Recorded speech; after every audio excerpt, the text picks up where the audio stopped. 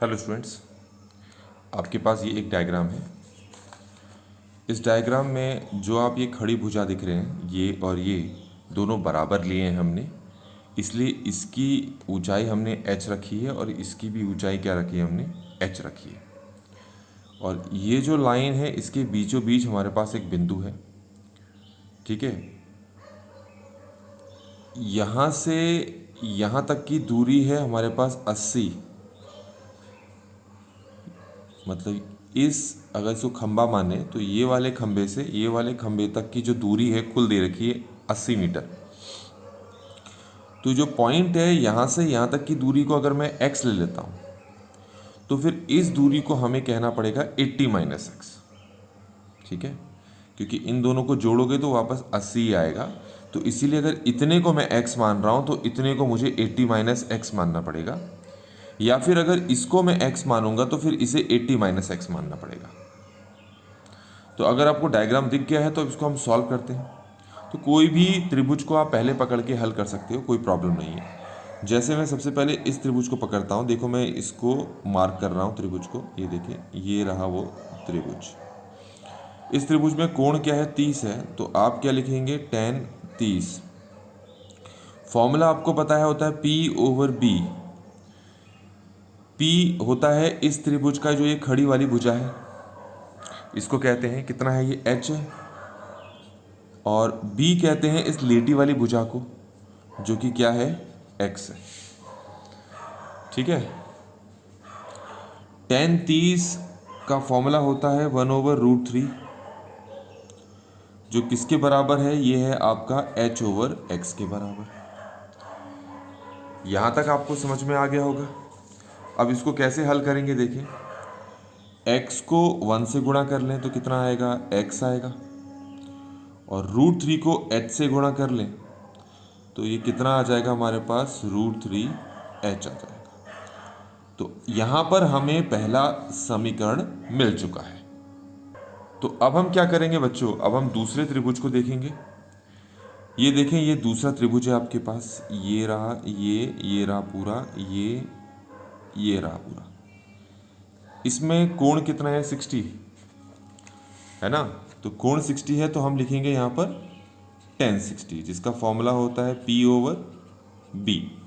तो आपको 12 बताया जा चुका है, ये P जो है इस त्रिभुज की जो खड़ी भुजा है इसको P बोलते हैं, जो कि H है, बट्टे B ये है जो कि क्या है आपका 80 माइनस एक्स। ठीक हो गया। अब इसको हमें हल करना है। tan 60 का मान होता है √3/1 बराबर, ये हमारे पास क्या है, ये है H/80 माइनस एक्स। यहां तक क्लियर हो गया होगा आपको। अब हमें क्या करना है, इसको यहां गुणा करते हैं और इसको यहां कर लेते हैं। इसको अगर हम यहां गुणा करेंगे तो √3 इन दोनों से गुणा होगा, ऐसा कुछ लिखेंगे। देखो, √3 को इन दोनों से गुणा करना है तो इन दोनों को ब्रैकेट में डाल के रखते हैं, या पहले से ही ब्रैकेट में रख दो।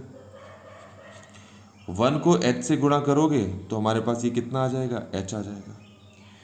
ये आपको यहाँ पर दूसरा समीकरण दिख गया होगा। तो बच्चों, अब हमारे पास कुल 2 समीकरण हैं। अब हमारे पास एक समीकरण इस त्रिभुज से मिला था, एक समीकरण इस त्रिभुज से मिला था। अब इन दोनों समीकरणों को हमें हल करना है। एक समीकरण तो अब आपको ये दिख गया है, और जो दूसरा समीकरण है वो आपको ये दिखेगा।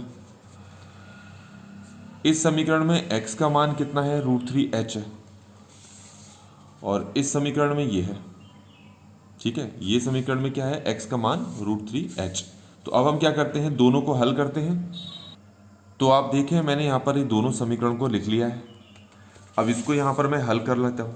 कैसे हल करेंगे, देखिए, आप पहले समीकरण देखिए, x अकेला है, इसका मतलब x का मान आपके पास है √3h। ठीक हो गया। तो आप ये जो दूसरे समीकरण में x है ना, इसको हटा दें तो √3 ये 80 माइनस इसकी जगह आ जाएगा क्या, √3h ब्रैकेट बंद, और ये h। अब ये जो √3 है इसको अंदर इससे भी गुणा करना है, इससे भी गुणा करना है। पहले ही अगर 80 से गुणा होगा तो हमें मिल जाएगा 80√3। फिर इसको इससे गुणा करेंगे तो यहाँ पहले से √3 है, और जब ये √3 यहाँ अगर इस √3 से गुणा होगा तो ये आ जाएगा 3 और साथ में h है, और यहाँ पर क्या हो गया आपका h हो गया। यहाँ तक समझ में आ गया होगा आपको। तो अब आपको कैसे हल करना है इसको, देखो h ये भी है, ये भी h है, तो इस h को यहाँ लेके जाते हैं। तो आपको ये मिल गया है 80√3, ये वहाँ जा चुका है तो इक्वल टू h है, और -3h वहाँ जाकर +3h हो जाएगा। तो 80√3 के बाद h + 3h, ये 3h है, ये 1h है, तो टोटल हो गए 4h।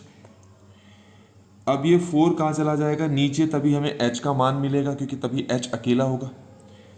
तो ये आ जाएगा आपको 80√3/4 किसके बराबर, h के बराबर।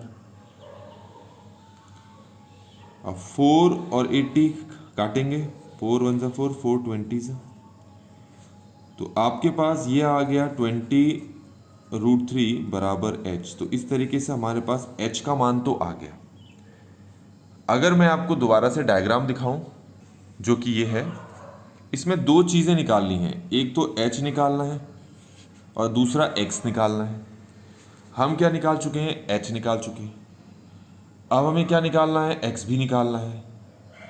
तो हमें वो समीकरण ढूंढना पड़ेगा जिसमें x है।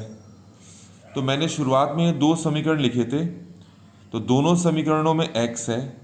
छोटा समीकरण ये है तो हमारे लिए ज़्यादा आसान इसको हल करना है। क्या है ये, x बराबर √3h। क्या है, x बराबर √3h है। तो x बराबर √3 को तो ऐसे ही रहने दो, इसको हटा दो, इसकी जगह क्या आ जाएगा 20√3। तो यहाँ पर आप लिखोगे 20√3। तो x बराबर, इसको हल कैसे करेंगे, √3 को √3 से 20 को मैं ऐसे ही रहने देता हूँ। √3 को √3 से करेंगे तो 3 आएगा, और इन दोनों को मल्टीप्लाई करेंगे तो ये 60 आएगा। तो इस तरीके से हमें x का मान यहाँ पर कितना मिल चुका है, 60 मिल चुका है। और अब ये डायग्राम कंप्लीटली सॉल्व हो गया है। Thanks for watching.